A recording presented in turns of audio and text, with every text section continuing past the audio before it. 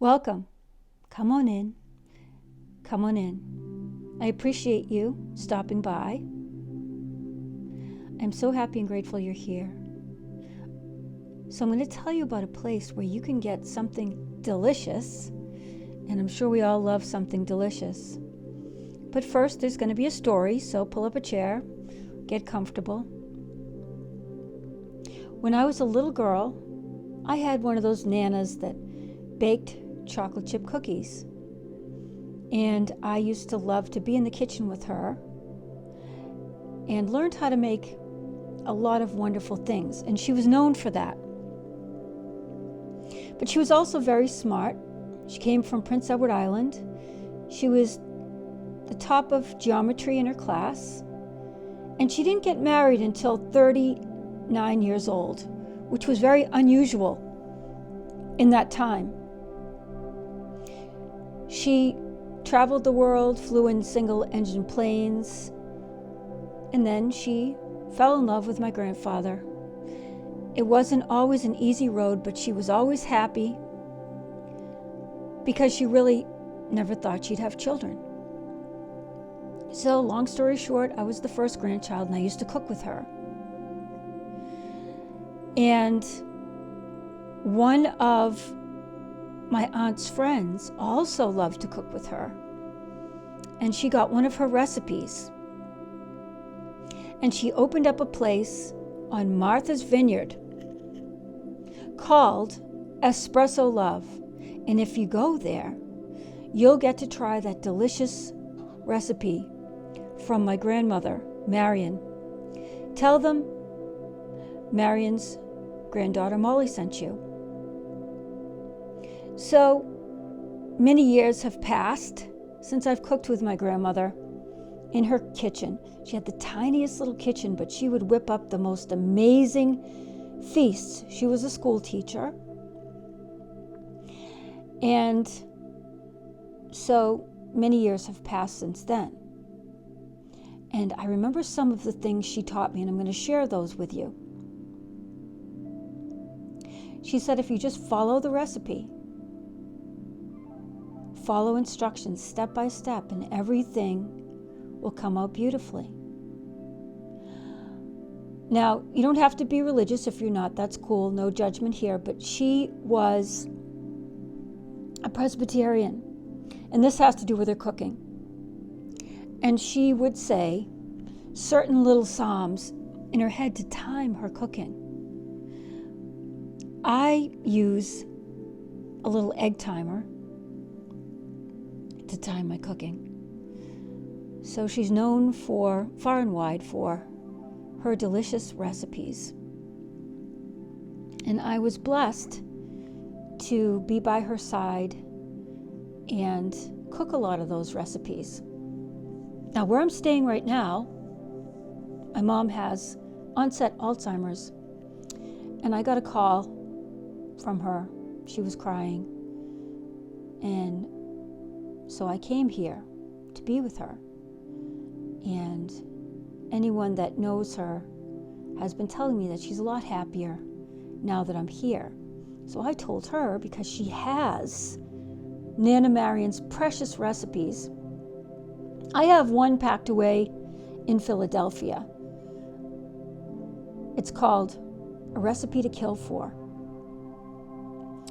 But she has all of them here. So I said to her, she's still on the ball, thank goodness. I said, you can pick out whatever recipe you want from Nana's recipes and I will make it for you. So I cooked every day for 17 years when I was married. But since I've been on my own, I'm a little rusty. So since I've been here with Mom, I've been cooking every night. Nothing too crazy, nothing too complicated. I've been keeping it simple. And every day and every way, I'm getting better and better. I had lost my joy for cooking in the 70s because it was very important to my mom that, I was healthy and I was in shape, so she put me on a diet. And I sort of lost my joy of cooking, but I'm getting it back because I love what one of my teachers told me. She said, when you get older, you don't want to be too skinny because the fat fills in the wrinkles. So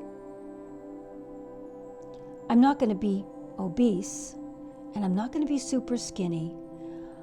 I'm going to have everything in moderation and be balanced and not worry about it, because that takes the joy out of cooking. So I'm having a good time with this. It's bringing up that childhood joy for me, and I hope that it is for you too. So I've never been to Martha's Vineyard. That's on my bucket list, to go there and order my Nana's recipe from the menu and sit down and have a beautiful cup of tea or something else and enjoy that. So I hope you get to try that. And if you do, drop it in the comments if you've already been there. And if you get to go there, I'd love to hear about it. And maybe even if you would like one of my Nana's recipes, you can drop it in the comments and I'll try to get that off to you. So I'm excited, I hope you are too, that I'm going to be having that childhood joy of making those recipes from her for my mom. It's come full circle. This year we had, actually 2 days ago, we buried my beloved godmother, my aunt, and it was her friend that opened Espresso Love, and she was at the funeral. Carol Moyson was at the funeral, so it was such an honor to meet her, and I was so grateful to her to let my Nana's recipes live on. She was a wonderful woman. She also encouraged reading and writing, and I've written some books because of her. And she used to hide money in her books, and if I would find like $1, she'd let me keep it. But I would have read anyways because I loved. There's nothing like a good book with a cup of something hot. And her little home wasn't, she had a tiny kitchen, but her front room overlooked the ocean in Massachusetts where she lived. So it was nice.